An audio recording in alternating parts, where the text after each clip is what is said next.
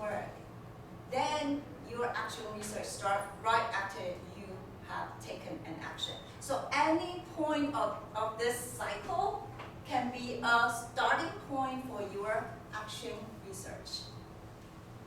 Okay, let me make it illustrate the point a bit here. Okay, this is a cycle for action research.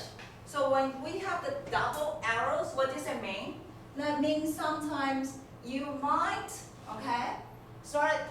I think a lot of people, our mind, or like very logically, we might start, oh, like, I identify a problem. Yes, okay, yes, we identify a problem. Then okay, that's the problem. Then we think about what questions to ask.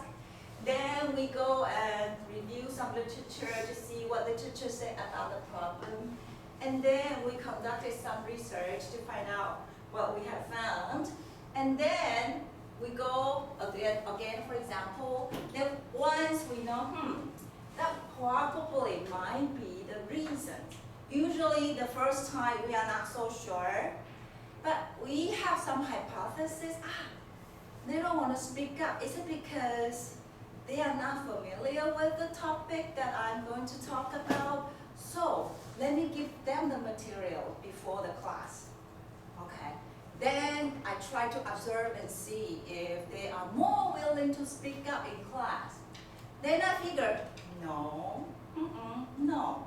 They are still not willing to speak up. Okay. Then I have to think about, what's going on here? Are there any other reason and factors that, make them behave in this way? They still are not willing to speak up. Okay. So you might have the second round of action, and you have another plan. Okay. So this time, I probably need to give them some guided questions to make sure they can practice at home, so they feel more confident. Okay. Or I just get them. This time I'm gonna ask these 2 questions. Okay, so you can get prepared. Then after I have done something like this, then I feel that they are less anxious, that they are more willing to speak up. Okay, so then my interpretation is that if I want to help the students to be more willing to speak up, I need to get them prepared with very specific questions. And then they are more sure what is expected, they are more willing to speak up. Can you tell the difference? So action research usually is like based on something you tried out and see if that works. Okay, if not, then you will start another cycle of action to see alternative way whether it works or not. Okay, so this is supposed to be a cycle. Okay, but you could start it from, for example, right? You could provide your report, and it's like all the research paper. There's no perfect research. Usually you have limitations. Then you will propose what to do next. So your action research could start it from the limitations that you want to do further. That could be the starting point for your action. Okay. And then your action research could be where? Could be right after here, like you conducted first round of action and you realize I need to do something more, then you start from another cycle of action research. So any point of this cycle could be the starting point of your action research. Okay? Okay. Hey, I feel like you look so tired. And so what happened during the weekend? Air conditioning. What do you need? So I'm taking action too, alright? So what happened now? So what can I do for you? You need to have open, refresh air. What else do you need so that you can energize? What do you need? What else do you need? Just do Okay, so like at this point we still have 10 more minutes to go. So what else can we do? We don't have Kahoot quiz. Oh, I'm waiting for. You are waiting for. Actually, I am just curious. So you have been waiting for Kahoot questions in order to wake up. Kahoot question. Right now you Kahoot review questions. Okay.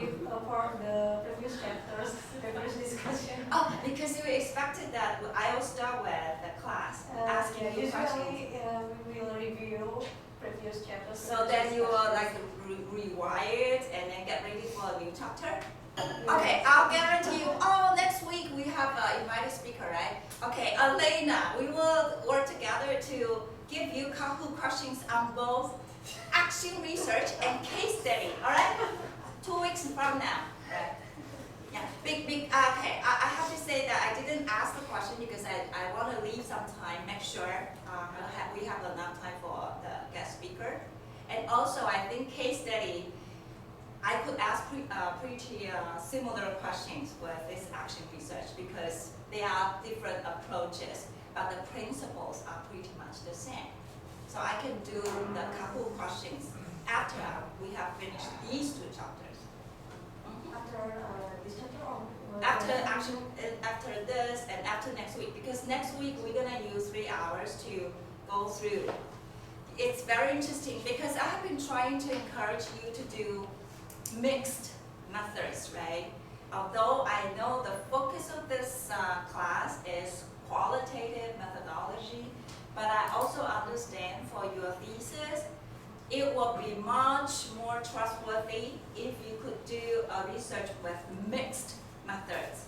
So next week, our speaker, he's actually a doctoral student in digital learning, and he has just received an award. The award is that he has conducting a research combining quantitative and qualitative together. Okay, so this association acknowledged that he has done a very good job combining these 2. So that really aligns with what I truly believe. Okay, so I invited him to come, and I also asked him to share, how can you get a scholarship?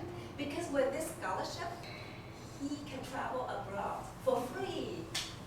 what kind of scholarship he get? We asked him, that's it. Okay. Yeah, the scholarship and for free that he can. Okay, he can stay there. I think he went to Australia, and he said that not only once, Australia and then another country, just because they believe he has conducted a very quality research with both methods. Okay, so seize the opportunity next week to ask him how can you get the scholarship. He is from, if I remember correctly, he's from Thailand. So he's our international student. He's from Thailand. Okay, so he's here and he got a scholarship. And in fact, he just came back last week because of that scholarship. So he has to present his study to a lot of, scholars all over the world who gather together to Australia to learn that research method, how to combine quantitative and qualitative together. Okay, but the foundation, because I had a talk with him, the foundation, the same. You can say like I have fancy tool, but the foundation is that literature review, you got to know what to research. Okay, and then again, nobody will tell you, oh, this is the coding, this is the label you have to use. It's you. Okay, you researcher, after your literature review, you will be able to know what are the salient coding. Okay, so, right, okay. Feel better now? Much better. 12 more minutes. Okay, so let me walk you through.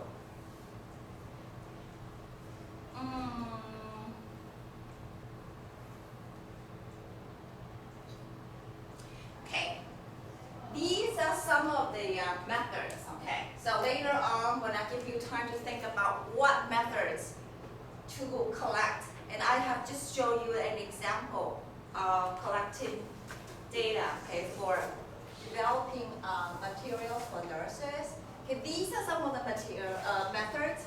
Journals, okay. Journals, what does it mean? Like diaries and journals. Right after they have that experience, you invite all the participants to go back. Or sometimes right after, because you are afraid after they go back, they might lose track of all the experience. So the best way would be ask them to quickly, okay, quickly write down their experience to seize that moment. Observation, like what we have just described, okay, and also interview too, okay. In terms of journal, okay, I think these are the categories, just for you to think about. There are different ways to ask your participants. There are different questions, different type of questions for different purposes. Okay? You could ask them to give you some facts. You said that you went to this conference. So could you tell us what happened, what day, what time, okay? About the facts, the descriptions, who were the participants, who were there, okay? So what did you do? Could you describe? Could you reflect the experience? Okay? Any memorable moments that you want us to remember about that event? So these different types are ways for you to think about if you want to invite your participants to reflect. Because I think a lot of time, researchers just say, hey, reflect. Please reflect the experience. For secondary school, even college students, even now, graduate students. When I said reflect, what to reflect? Reflect what? Okay, so we need to give them some guided directions. Okay, these are certain aspects that when you engage in reflection, these are the aspects that you can reflect upon. Okay, right? Also, yes, when you say go and observe, okay, go and observe. Once again, put this in mind.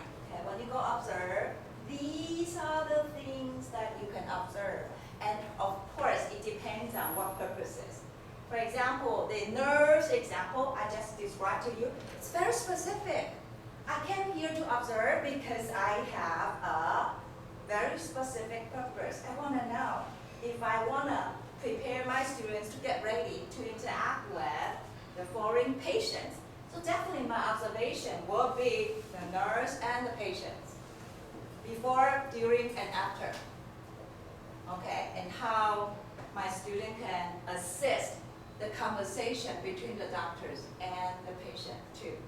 Not only the nurse and the patient, but also with the doctors too.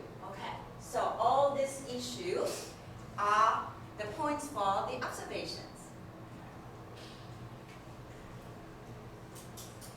I am not sure about right now, but I used to work with high school teachers, and then they have, it's not only action research, they have collaborative action research.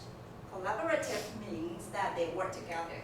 So let's say that, oh, I think my students in my class have this problem. And then the other teacher B, yes, I think my students also have the problem.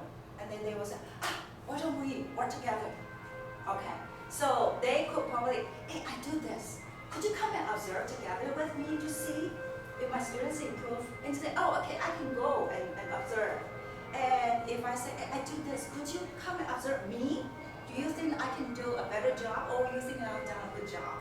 Okay, so if you would have someone to work together, that could also reduce the so-called bias. Because I think when you point out issues like this, if I am the researcher, I'm also the teacher, how can I observe myself objectively? Are there any black spots that I can never spot my own weaknesses? So collaborative action research could reduce this kind of issues and challenges, okay? Because you can observe together with your colleagues. It's easy to say, but you have to have a lot of luck, and to find somebody who can work together.